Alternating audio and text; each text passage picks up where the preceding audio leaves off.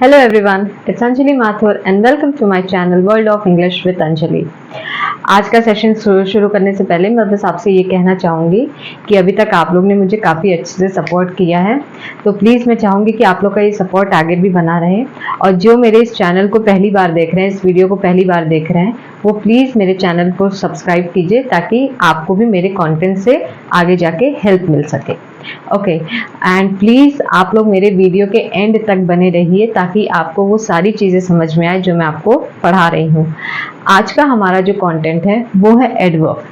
पिछले वीडियो में मैंने वर्ब को कंप्लीट किया, वर्ब को कवर किया और मैंने आपको समझाया भी था कि जो वर्ब है वो एक्चुअली हमें समझना इसलिए भी ज़रूरी है, इसलिए भी जानना ज़रूरी है क्योंकि वर्ब अगर आप अच्छे से समझ गए तो आगे के और भी ऐसे लेसन्स, ऐसे पार्ट आएंगे जिसमें सबसे ज़्यादा हेल्पफुल वर्ब ही होगा। जैसे हमारा एक्टिव पैसिव हो गया, हमारा टेंस हो गया। अगर आप इन सब चीज़ों को अच्छे से जानना चाहते हैं तो पहले आपको वर्ब को जानना पड़ेगा कि वर्ब होता क्या है। अब उसका नेक्स्ट हम पार्ट स्टार्ट करने वाले हैं, पार्ट्स ऑफ स्पीच का, वो है adverb. Now let me tell you what is an adverb. Actually adverb is a word that gives more information about verb, adjective or sometimes adverb. adverb उन words को कहते हैं जो कि हमें verb के बारे में, adjective के बारे में और adverb खुद के बारे में इंफॉर्मेशन थोड़े ज्यादा अच्छे तरीके से देता है। अब इसे हम और अच्छे तरीके से समझते हैं तो एडवर्ब वो वर्ड्स होते हैं जो बताते हैं कि हमारा एक्शन यानी कि जो हमारा वर्ब है वो किस तरीके से काम कर रहा है, या फिर वो कहाँ पे उसने प्लेस लिया, या फिर उसने कैसे प्लेस लिया, किस तरीके से उसका यूज किया गया। तो इस चीज को दिखाने के लिए हम एडवर्ब का यूज करते हैं। तो पहले हम एडवर्ब के डेफिनेशन को समझते हैं।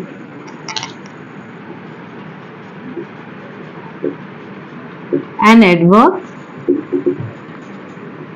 gives us more information about verb, adjective and adverb itself। जैसा कि मैंने अभी आप सबको समझाया कि ये हमें और इंफॉर्मेशन देते हैं, और जानकारी देते हैं कि वर्ब हमारा कहाँ किस तरीके से यूज किया गया, हमारा एडजेक्टिव कैसे यूज किया गया या एडवर्ब कैसे यूज किया गया। तो हमें एक्स्ट्रा तरीके से उसे मॉडिफाई करके हमें बताता है हमारा एडवर्ब। ओके, अब एक चीज और समझते हैं। एडवर्ब में हम ज्यादातर वर्ड्स में ly ऐड करते हैं। We add ly in most of the verbs or in most of the words to make it adverb। मैंने मोस्ट क्यों यूज किया? क्योंकि हम सारे वर्ड्स में ly नहीं यूज कर ऐड नहीं करते, लेकिन हम बहुत से ऐसे वर्ड्स हैं जिसमें ly ऐड करके उसे एडवर्ब में कन्वर्ट करते हैं। जैसे फॉर एग्जाम्पल ब्यूटीफुली। अब मैंने आपको अपने एडजेक्टिव के वीडियो में बताया था कि ब्यूटीफुल के बाद हम er और est तो नहीं लगा सकते उसे ब्यूटीफुलर या ब्यूटीफुलेस्ट बनाने के लिए, बिकॉज ऐसा कोई वर्ड होता ही नहीं है। लेकिन हम ब्यूटीफुल में ly ऐड कर देते हैं और उसे जब हम ly ऐड करके ब्यूटीफुली प्रोनाउंस करते हैं तो वो एडजेक्टिव ना होके एडवर्ब हो जाता है। Okay, certainly, obviously and many more etc. there are many more। Okay, ये मैंने आपको कुछ एग्जांपल्स दिए हैं कि कैसे हमने ly ऐड करके इन वर्ड्स को एडवर्ब में कन्वर्ट कर दिया। तो पहले मैं आपको इन सब के एग्जांपल्स देती हूँ। आई होप आपको इतना तो बहुत प्रॉपरली तरीके से समझ में आ गया होगा कि एडवर्ब हमें इंफॉर्मेशन देता है ज्यादातर हमारे वर्ब्स वगैरह का कि वो कहाँ कैसे काम कर रहा है। इस एग्जाम्पल मैं ऐसे ले लेती हूँ, ही स्विम्स। अब यहाँ पे मैंने लिखा ही स्विम्स, वो तैरता है। अब यहाँ हमारा वर्ब क्या है? स्विम्स। ओके, बट अगर इसको हमें बताना है, इस वर्ब के बारे में हमें और इंफॉर्मेशन देनी है कि वो तैरता है, ये तो हमें पता है, लेकिन वो कैसे तैरता है। तो वो कैसे के लिए हम यहाँ पे वेल यूज कर देते हैं। ही स्विम्स वेल यानी कि वो अच्छे से तैरता है या वो एक अच्छा तैराक है। ही स्विम्स वेल। तो ये वेल क्या है? ये वेल हमें इस वर्ब के बारे में इंफॉर्मेशन दे रहा है, एक्स्ट्रा इंफॉर्मेशन जिसे हम कह सकते हैं। तो क्योंकि ये वेल हमें इस वर्ब के बारे में इंफॉर्मेशन दे रहा है, स्विम्स के बारे में इंफॉर्मेशन दे रहा है, तो ये हो जाता है हमारा एडवर्ब। ओके, ऐसे ही हम एक और एग्जांपल ले लेते हैं। शी डांसेस, वो डांस करती है। शी डांसेस ब्यूटिफुली, वो डांस करती है। डांस तो हमारा वर्ब हो गया, बट वो कैसे डांस करती है? वो ब्यूटीफुली डांस करती है, यानी बहुत खूबसूरती से डांस करती है, खूबसूरत तरीके से डांस करती है। उस डांस के करने के तरीके को, यानी कि इस वर्ब में वर्ब कैसे काम कर रहा है, इसके लिए हमने एक और वर्ड ऐड कर दिया जो उसकी इंफॉर्मेशन हमें दे रहा है, वर्ब की इंफॉर्मेशन हमें दे रहा है। तो इसीलिए ये हमारा एडवर्ब हो गया जो कि हमें वर्ब के बारे में बता रहा है। तो ये एक्चुअल में हमारा एडवर्ब है। आप इसका स्क्रीनशॉट ले लीजिए और उसके बाद हम मूव करेंगे काइंड्स ऑफ एडवर्ब्स की। एडवर्ब्स के कितने काइंड्स होते हैं, वो क्या होते हैं और उन्हें हम कैसे यूज करते हैं। तो आप इसका स्क्रीनशॉट ले लीजिए। तो ये था हमारा एडवर्ब की एक्चुअली एडवर्ब होता क्या है। अब हम जानेंगे काइंड्स ऑफ एडवर्ब्स की। एडवर्ब के काइंड्स क्या हैं, वो कैसे यूज किया जाता है, कहाँ यूज किया जाता है। और प्लीज मैं फिर रिपीट कर रही हूँ कि इस वीडियो को अच्छे से समझने के लिए आप एंड तक इस वीडियो के बने रहिए। ओके, अब हम जानते हैं first kind of adverb. Now will come to know the first kind of adverb. First kind of adverb is adverb of manner. और इसके बाद मैं ब्रैकेट में लिख देती हूँ how. Why did I wrote this how? मैंने ये हाउ क्यों लिखा? क्योंकि एक्चुअली एडवर्ब ऑफ मैनर हमें ये बताता है कि एक्शन कैसे प्लेस ले रहा है। How does an action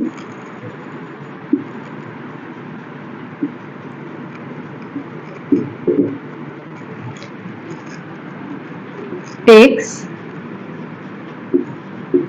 place, यानी कि एक काम तो हो रहा है, एक क्रिया तो हो रही है, कोई एक काम तो कर रहा है, लेकिन वो काम कैसे कर रहा है। हाउ एक क्वेश्चन रेज करता है, कैसे। तो इसका मैं आपको एक और एग्जांपल आपके सामने रखती हूँ। अभी मैंने आपको दो एग्जांपल दिए, he swims well, she dances beautifully.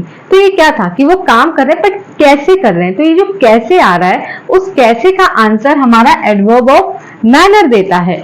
अब इसके कुछ आप एग्जांपल्स आप नोट कर लीजिए कि हम कुछ वर्ड्स हम यूज कर सकते हैं। Quickly, softly, beautifully,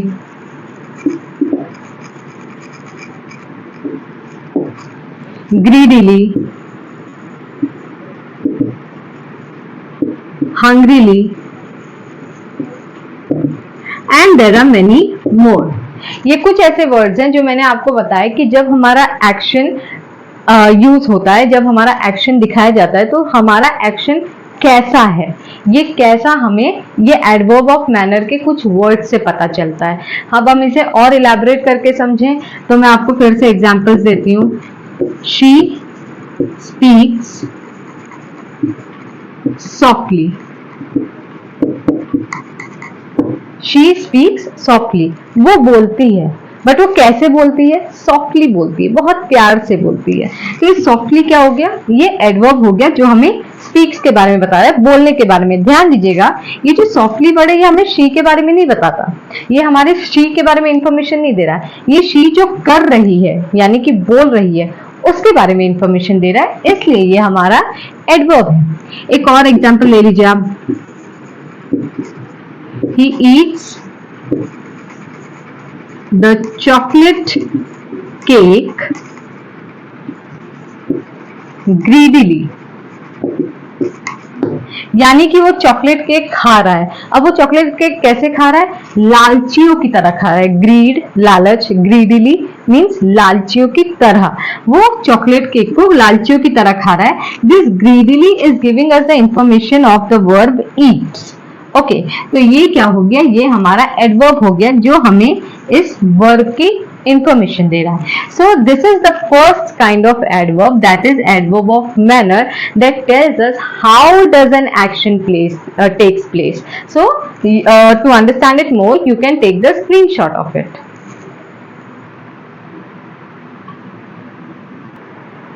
Now moving to the next adverb, and that is adverb of time. जैसा कि अभी मैंने आपको बताया कि adverb of हम manner में हम ये जानते हैं कि action place ले रहा है, लेकिन कैसे ले रहा है.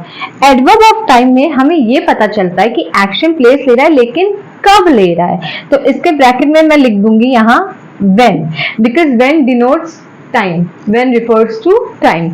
तो an action is taking place, but when an action is taking place, तो उस वेन का जो आंसर है, उस वेन के आंसर के लिए हम जो वर्ड्स यूज करते हैं उन्हें हम एडवर्ब ऑफ टाइम कहते हैं. पहले हम इसका डेफिनेशन ले लेते हैं.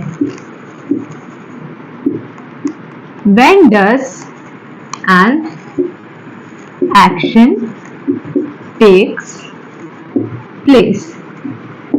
तो ये आपको समझ में आ गया. When does an action takes place यानी कि एक्शन कब अब प्लेस ले रहा है, तो वो वेन का हमें आंसर एडवर्ब ऑफ टाइम के कुछ वर्ड्स से मिलेगा. तो कुछ वर्ड्स के एग्जांपल्स आप ऐसे ले लीजिए. Now, later, today, tomorrow, last month, this week, this year. There are numerous examples. हम टाइम के बारे में बता रहे हैं. आप कह सकते हैं duration of time, specific time, इसमें सब इंक्लूड है. तो जब हमें ये पता चल रहा है कि हमारा एक्शन कब प्लेस ले रहा है, तो उसके लिए हम इन कुछ वर्ड्स का यूज कर सकते हैं जो कि हमारे एडवर्ब ऑफ टाइम कहलाते हैं. For example, I'll call you later. I'll call you later. Okay. Now call is again a verb here. Okay. And later is telling you the time that when I will call you. मैं call तो करूंगी, लेकिन कब करूंगी, ये later यानी बाद में. तो बाद में हमें क्या बता रहा है, बाद में का मतलब है कि बाद में हमें एक टाइम बता रहा है ना, वो एक टाइम को रिफर हो रहा है. तो ये क्या हो गया, ये वर्ड हमारा एडवर्ब ऑफ टाइम हो गया. आप एक और एग्जाम्पल ले लीजिए.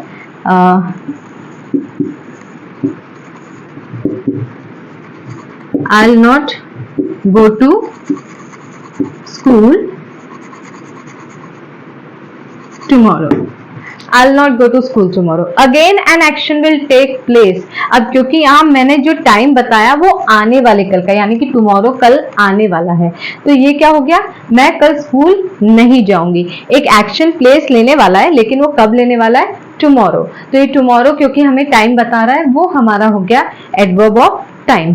मैं फिर रिपीट कर रही हूँ, जो एडवर्ब हमें ये बताते हैं कि हमारा एक्शन कब प्लेस लेने वाला है, कहाँ कैसे लेने वाला है, कैसे में हम मैनर का यूज करते हैं, कब के लिए हम एडवर्ब ऑफ टाइम का यूज करते हैं. तो you just take the screenshot of this.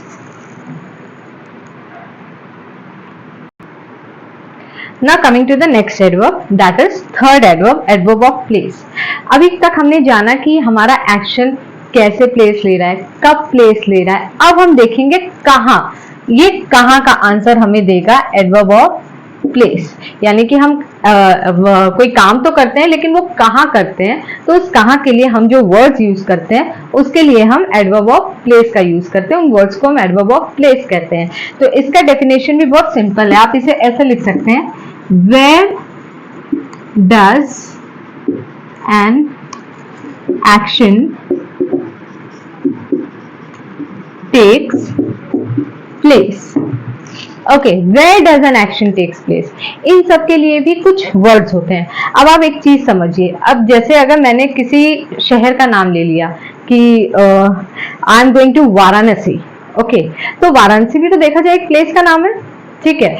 But Varanasi क्या है, वाराणसी एक प्लेस का नाम होते हुए भी वो एडवर्ब नहीं है, वो एक प्रॉपर नाउन है. ओके, क्योंकि वो एक नाम है. मैं ये क्लियर करना चाहती हूँ कि जब हम नाम लेते हैं किसी जगह का, तो वो हमारा एडवर्ब नहीं होता. हम जो वर्ड, जो कुछ और दूसरे वर्ड्स हैं, वो मैं अभी आपको एग्जाम्पल में देती हूँ, वो हमारे एडवर्ब ऑफ प्लेस कहलाते हैं। कोई पर्टिकुलर नेम अगर हम यूज करते हैं उन्हें हम एडवर्ब ऑफ प्लेस में नहीं इंक्लूड करते, क्योंकि वो हमारे प्रोनाउन होते हैं। अब एडवर्ब ऑफ प्लेस के लिए कुछ वर्ड्स कैसे हैं? In, out, below, behind, outside, okay, here, there, everywhere, etc. Anywhere, nowhere. Again I'm saying numerous words are there to define our places. बहुत सारे words होते हैं जो कि हमारे जगह को define करते हैं, और उन words को जो हमारी जगह को define करते हैं, जहां हमारा action किया जा रहा है, उन्हें हम adverb of place कहते हैं। For example, she is hiding behind the curtain. वो पर्दों के पीछे छुपी हुई है, वो पर्दों के पीछे छुप रही है। तो पीछे वर्ड जो हो गया वो क्या है हमारा? बिहाइंड। तो ये बिहाइंड हमें क्या बता रहा है? एक जगह बता रहा है, पर्दे के पीछे की जगह पे वो छिप रही है, तो वो जगह बता रहा है, इसलिए बिहाइंड हमारा क्या हो गया? ये हमारा एडवर्ब ऑफ प्लेस हो गया। आप एक और एग्जांपल ले लीजिए। The cat is under the table. Cat कहाँ है? टेबल के नीचे। तो वो नीचे क्या हो गया? टेबल के नीचे जो जगह है, मींस टेबल के नीचे को भी हम एक जगह ही बोलेंगे, तो उसे हम किस वर्ड से दिखा रहे हैं, किस वर्ड से शो कर रहे हैं?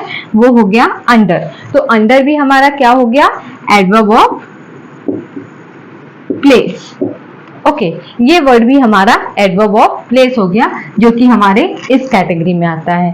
तो I hope this was also not very tough to understand. You can again take a screenshot of it.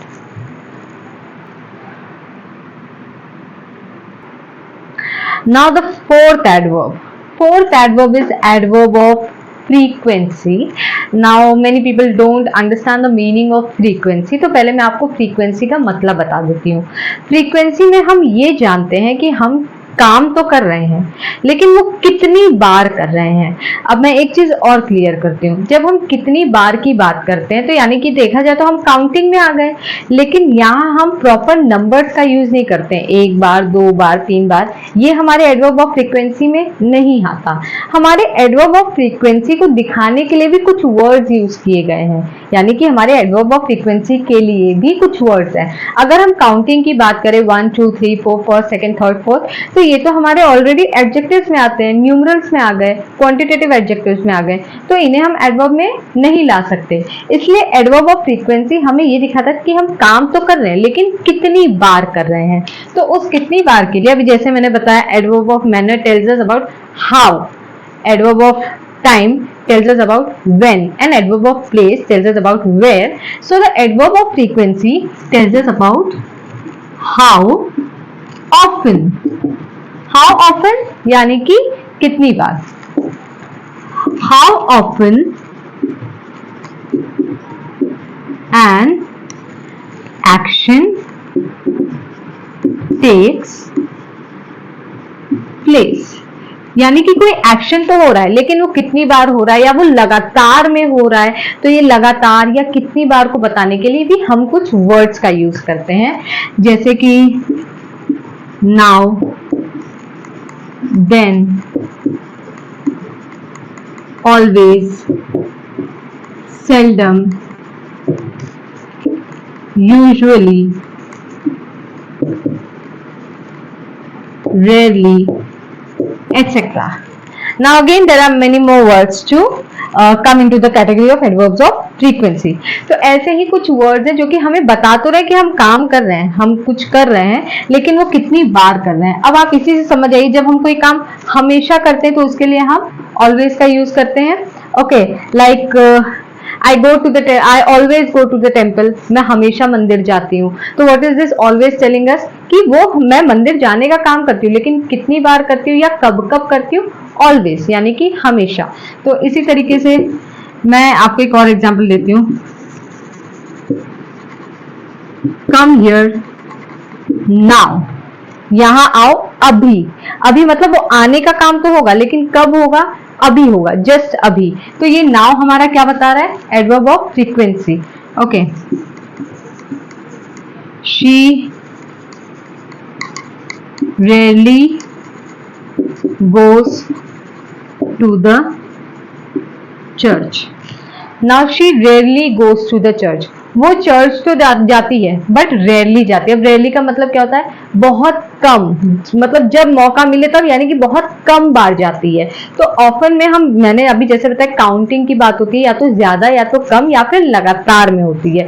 Okay, तो रेयरली। अब ऑलवेज जब हम लगातार की बात करते हैं या हमेशा की बात करते हैं तो उसके लिए तो हम ऑलवेज यूज करते हैं। लेकिन जब हम कभी कभी की बात करते हैं, यानी कि वो चर्च जाती है, लेकिन वो चर्च कब जाती है? कभी कभी जाती है। तो उस कभी कभी के लिए मैंने यहाँ क्या वर्ड यूज कर लिया? रेयरली। एक और चीज बता रही हूँ आपको, जब हम एडवर्ब ऑफ फ्रीक्वेंसी की बात करते हैं तो ये नाउन के बाद आता है, यूज होता है, there is no problem here. But जब हम इसे कभी कभी हम क्या करते हैं, हम इसे अपने वर्ब के पहले भी यूज करते हैं। तो एडवर्ब ऑफ फ्रीक्वेंसी कुछ ऐसे वर्ब्स होते हैं जिन्हें हम अपने वर्ब के पहले भी यूज कर सकते हैं। तो this is called adverb of frequency. You just take the screenshot of it.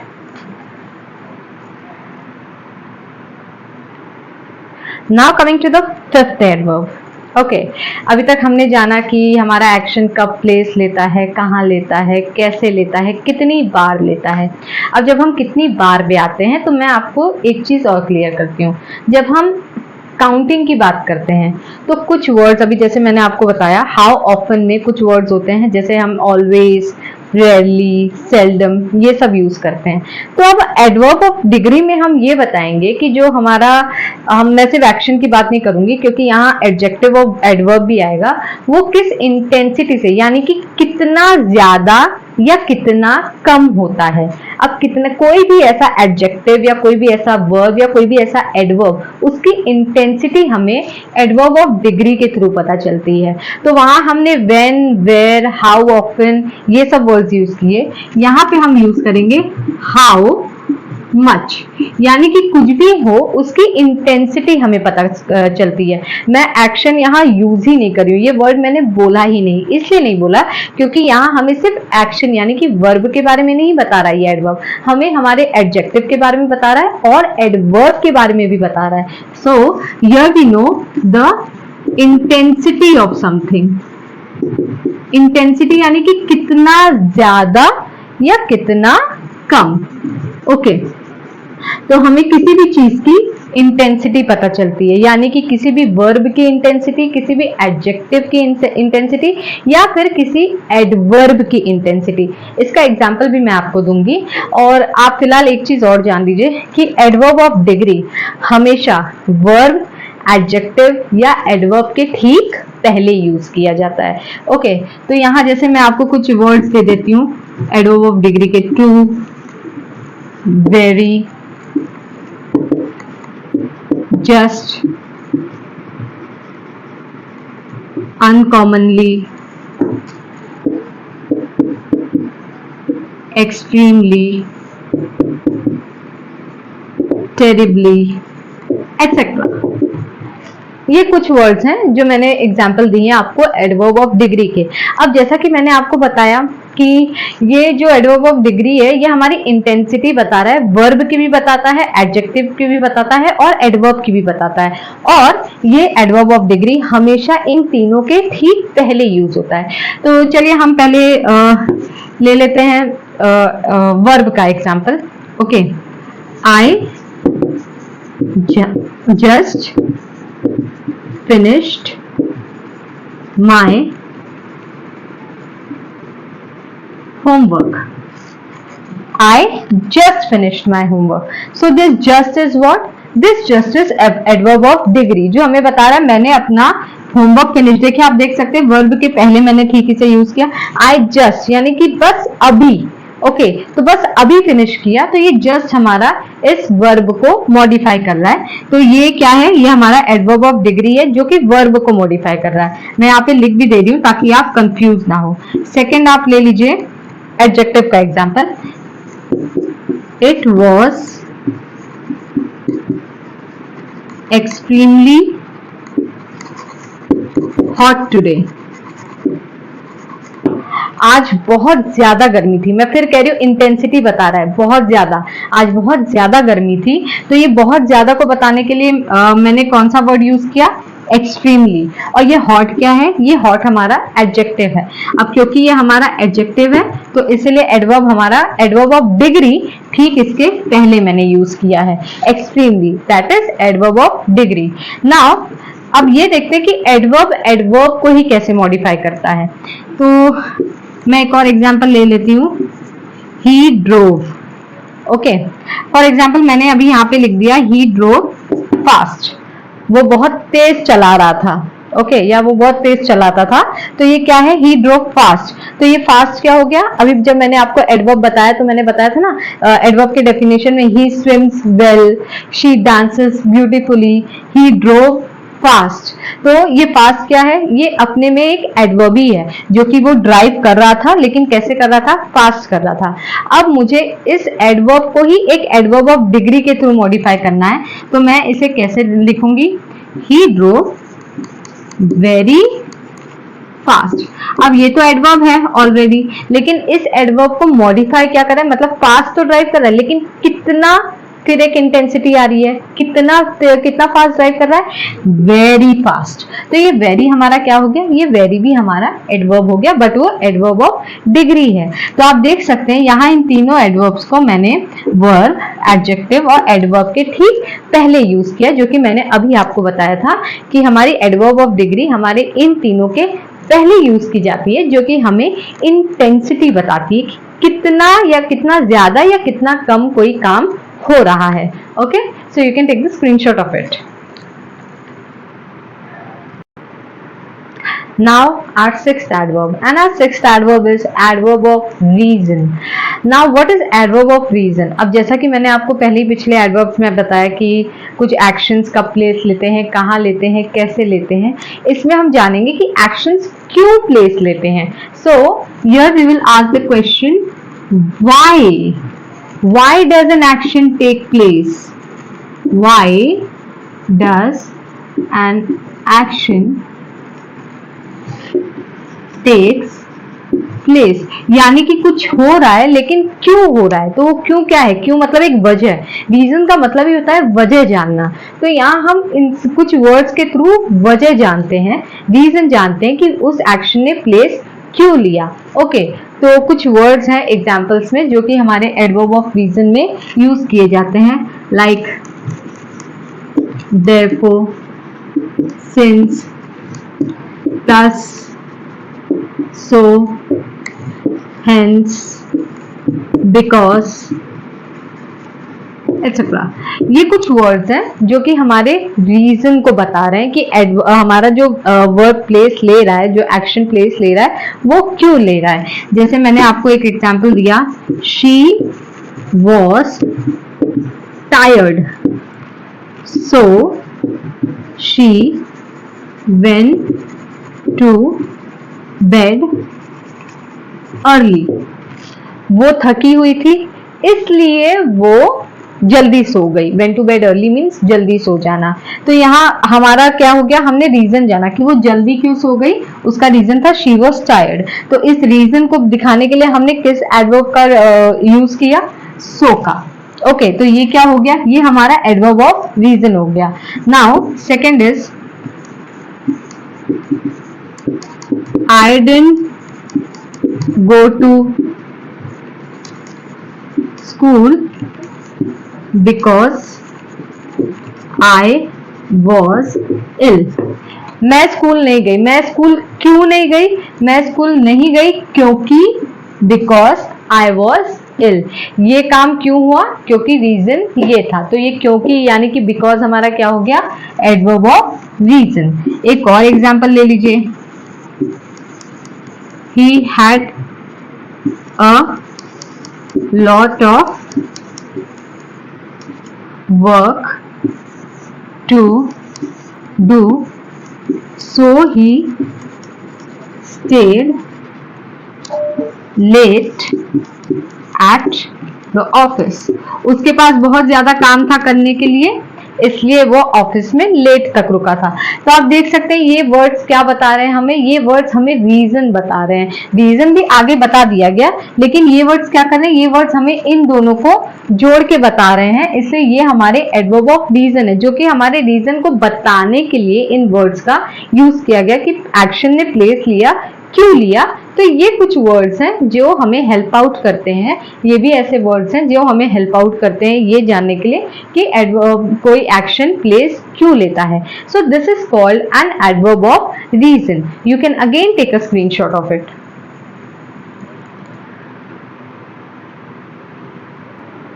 So our seventh adverb is adverb of affirmation और negation।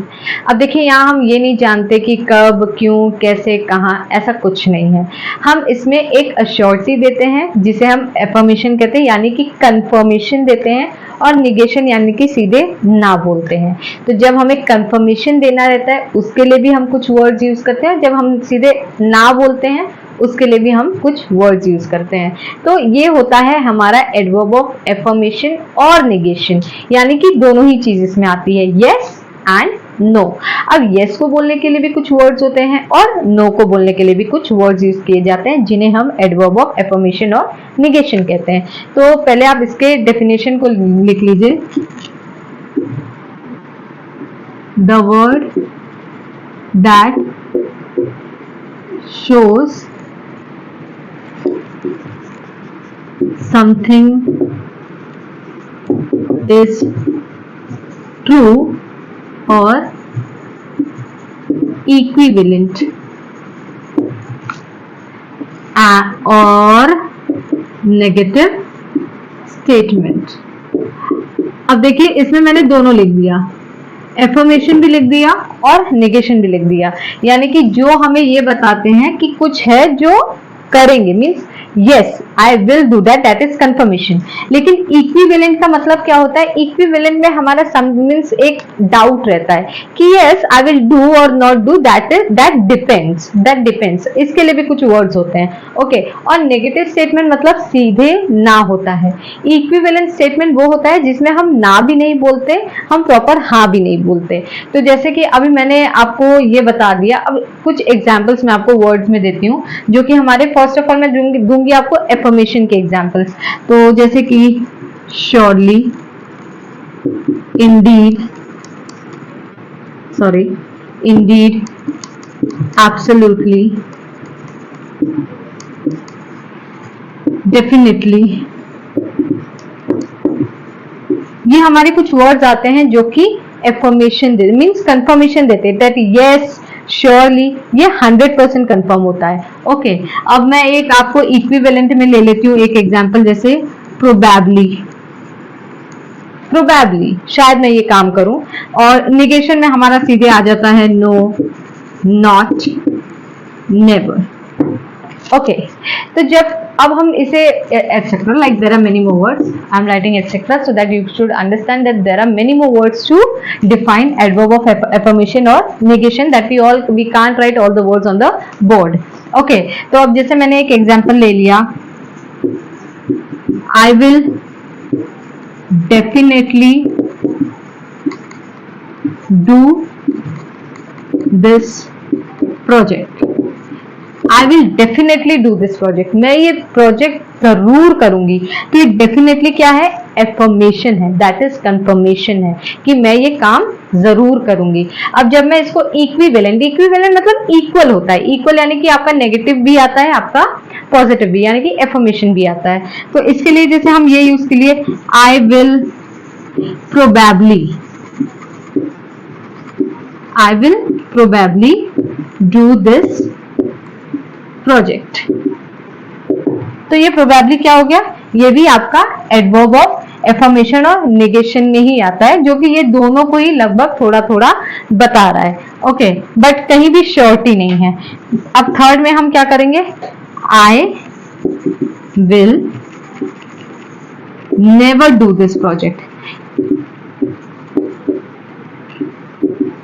अगर आप देखें तो यहाँ डेफिनेटली से मैंने कंफर्मेशन दे दिया, आई will definitely do this project, लेकिन यहाँ नेवर से मैंने क्या कर दिया, सीधे नेगेटिविटी यानी कि एक नेगेटिव स्टेटमेंट दे दिया, I will never do this project, यानी कि मैं प्रोजेक्ट बिल्कुल नहीं करूंगी।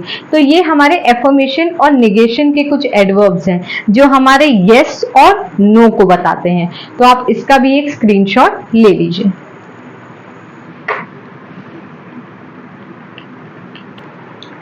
Now the eighth adverb, and eighth adverb is conjunctive adverbs। जैसा कि मैंने अभी आपको एफर्मेशन और निगेशन में बोला कि अब हम उन एडवर्ब्स की बात नहीं करते जो हमें ये बताते हैं प्ले कि एक्शन कब प्लेस लेते हैं, कैसे लेते हैं, क्यों लेते हैं, कहाँ लेते हैं, नहीं।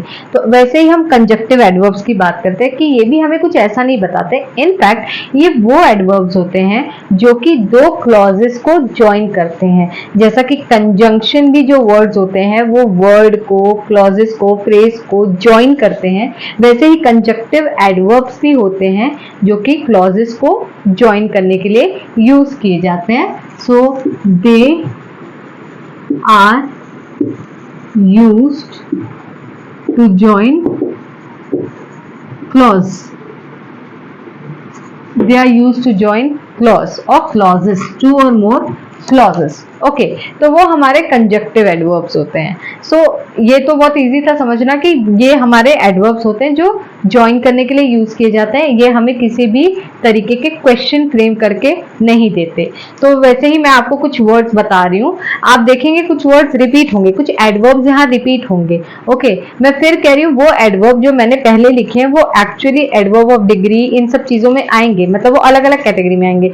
लेकिन यहाँ पे वो एडवर्ब क्यों यूज किए जाएंगे वापस, क्योंकि वो एडवर्ब हमारे क्लॉज को ज्वाइन करने में हेल्प करते हैं। जैसे मैंने अभी आपको एडवर्ब ऑफ डिग्री में बताया therefore, ठीक है, indeed, ऐसे और भी कुछ एडवर्ब्स हैं जो कि रिपीट होंगे, also, besides, undoubtedly,